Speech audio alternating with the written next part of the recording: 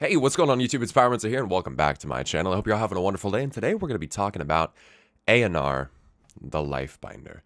Now, I want to talk about Eonar today because I spend a lot of time focusing on the Titans, but honestly, most of it goes towards Aman'Thul, Sargeras, and Argus. Now, while I do think those three are wildly important, Eonar is obviously very important as well. Now, there's a couple things that I've observed with Eonar, and I wanted to bring them to your attention. One of the things that has always troubled me about Eonar is her name, Eonar the Lifebinder. Now, when I first heard of this, I obviously assumed, oh, she binds life into things. So they gave her the term Lifebinder, but not Life Giver, not Life Mother, not any of that, Life Binder. Specifically binder. And I really kind of started to think about what I have seen from Eonar. And I want you guys to know one thing.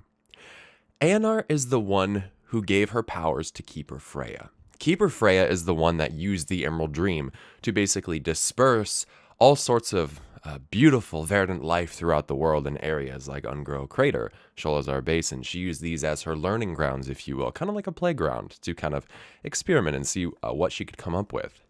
And I was thinking about the Argus the Unmaker fight, how Eonar assists you in that fight. Now, I want to throw this out there by saying that Eonar, besides Aman'Thul's direct intervention himself, weird how that goes, Eonar is the only one who acts without Aman'Thul's direction during the fight. After we are one-shot by Argus, Aman'Thul goes, "No, after all we have endured, it must not end this way." And then Eonar says, "Hope is not lost, High Father. The spark of life still flickers within these mortals. Rise, champions, fight to save your world." And how does Eonar resurrect us? After we die, we're killed by Argus, we traverse to the spirit realm, not the Shadowlands, even though when you look up in the sky, you get the same skybox effect, the spirit realm. Now, this is very, very important because I believe that the realm that we've been going to on Azeroth is the very same spirit realm, not the Shadowlands. The Shadowlands is something else, something deeper, something darker, much, much more sinister, something much more closely associated with death. Even in Chronicle, it describes them as nightmarish realms of decay. And I don't know about you guys, but when I die and I look around, I don't see nightmarish realms of decay, teeming souls flying around as described in the books. So what's going on here? Well, how does Eonar bring us back to life? The gift of the Lifebinder is to summon a tree. It's a little tree, it looks like a little mini version of Teldrassil, and when she summons this, it allows you to go from being dead on the floor to being able to release your spirit. And then you go to the tree, and the tree rebirths you. Now, this is a very big problem, because this has wild implications to it. Now, the original World Tree, Eonar, right, was destroyed. They ended up using seeds, acorns, that type of thing to plant Nordrassil. Then they took branches of Nordrassil, Fandral Staghelm did, after the attack from Archimonde, and planted them and made new trees. Here's the problem, though. I think the trees are prisons, and not for the old gods. A lot of people have been wondering, with N'Zoth's involvement in the Emerald Nightmare and the Emerald Dream, they said on my last video, Pyromancer, I kind of think I see where you're going with this. I think if they destroy the world trees, it will let N'Zoth out. But there's more to it than that. I think that's absolutely true. I think N'Zoth is in the Rift of Aln, right? There's those roots covering his path up to the light. He can't get out. He can only spread the nightmare out through there. He can't himself go. So when you destroy the tree, you wither the roots disappear, you get access from the rift into the dream. Question is, why would N'Zoth want the dream? That's something that I'm going to discuss more in the next video. Long story short, I think Azeroth's world soul could be hidden somewhere in the dream, but we'll talk more about that. With that being said, they're prisons for more than just N'Zoth getting into the dream. They're prisons for us. You guys, they're prisons for life. They're prisons for anything that can die. Have you guys noticed how on Azeroth, Sure, certain things can die. Their spirit might pass on. Maybe they don't have any type of special immortality to them, so they can somehow their souls are minor. They don't matter, so they can pass on to the Shadowlands. The Titans aren't worried about that. Maybe the world trees don't affect it in that way.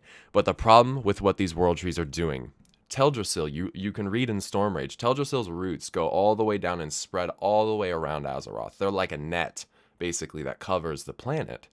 And the problem with this is when we're dying, I think the world trees are catching us like a soul net, right? Just like in the fight with Eonar. That little mini tree, that little fucking world tree thing, as soon as she summons that, we can then release our spirit and go back. But this means that when we're dying, that little spirit realm we're getting caught in is like a net. We're in a prison as life. They don't want us to be able to die. And so we don't have real death. When Sylvanas jumps off the top of Icecrown and she sees this vision of what we presume to be hell, when Arthas Menethil in his final moments says to Tyrannus Menethil, I see only darkness before me, that is where we would go if we died. So, Teldrassil going down is wildly important, but that leaves one more known world tree. That's Nordrassil. But here's the problem with Nordrassil.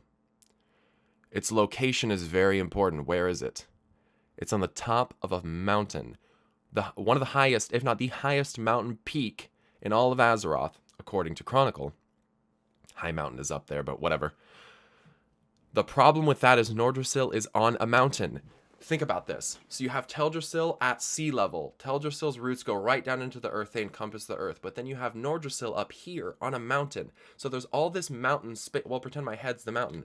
There's all this mountain space between the tree and the ground. So the roots have to go through all the mountain before they even get down to ground level.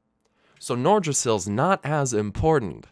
And we can also see that in Nordrassil, if you dive into the well, the roots are kind of going down and swirling through the well. And at the bottom, there are bubbles coming up. There's something at the bottom of that well in Nordrassil. Mark my words. I don't know what it is, but it's there. And we will find out. But back to Eonar. Eonar, the life binder. She might be able to give life. She might be able to shape life. But she sure as shit knows how to imprison life as well. And you can even see this illustrated on the cosmology map in Chronicle. The whole death side is chained up, spikes driven into it, rotting corpses. Everyone thinks that it has something to do with this kind of metal fucking aesthetic of what death is supposed to be. But it's more than that. It's there to symbolize to you that death, real natural death, has been locked away. And people hate when I come back to them, but it's Argus. And we just have to wait and see what happens. So Eonar, I think, can do incredible things. And I don't think she's inherently evil by what she does. I think that the trees could be prisons by circumstance, but I really don't think they are. I think once these trees go down, 5 keys to open our way, 5 torches to light our path, that this is when we're going to see the apocalypse. We are going to see true death for the first time, and we're starting to see it on PTR already, you guys. This weird witcher, like witching harvest druid style of stuff, that's death magic. Like, that's real decay, death, blood magic. I think blood magic basically is death magic. Death magic doesn't have to instantaneously kill you. It doesn't. All it has to do is infect you with the curse, and you're fucked. That's exactly what we're infected with, right? Some of us. The curse of flesh, or the gift of flesh. Flesh is his gift. He is your true creator. The old gods don't identify with he or she. They don't. They never do. Never. So who is he? Who is he? They talk about him like he is a god, like something above them. And what I'm sure some people might say is, Pyromancer, once they go down, if we die, then we're actually dead. That'd be stupid. But you have to realize that death isn't the end of the cycle. Like, dying isn't the end of everything. More life is created at the end of death, unless death is locked off from being able to disperse back into the universe properly, right? That's the issue here. And it's pretty clear that the Titans were not exactly their favorite creation. We carry the curse of flesh. We're an abomination. They called us their champions and everything when we're fighting Argus, but that's basically because we're killing him for them and they're not even having to do much. They're just giving us a little bit of power. Sure, it looks like we're showing up and like saving them or whatever, but the Titans don't kill other Titans. Even though they have this clear bias against Argus, we're basically just doing what they want for him, and then they're just telling us to go back home, return home. The Titans don't give a shit about us. We are not their perfect little creation. We're actually a problem for them. Because really, aside from what I believe them to be doing, all the world trees do is grant the Night Elves their immortality. And I hate to be this guy, but fuck the Night Elves. I don't give a fuck. I don't care about your immortality. I love Night Elves. Don't give a shit about the fact that you want to be immortal. The fact that it's caused way more problems for us and the world as a whole with the involvement of the Well of Eternity, Dragon Aspects, all that bullshit. Fuck the Night Elves. Let them burn. Like, we need this natural cycle of life and death.